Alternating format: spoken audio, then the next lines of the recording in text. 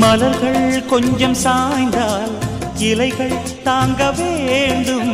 மங்கை கொஞ்சம் சாய்ந்தால் என் மார்பில் தாங்க வேண்டும்.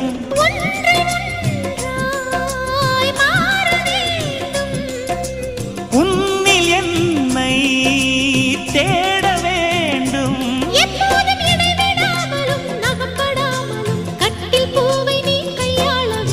காதல் இல்லாதது ஒரு வாழ்க்கையாகுமா?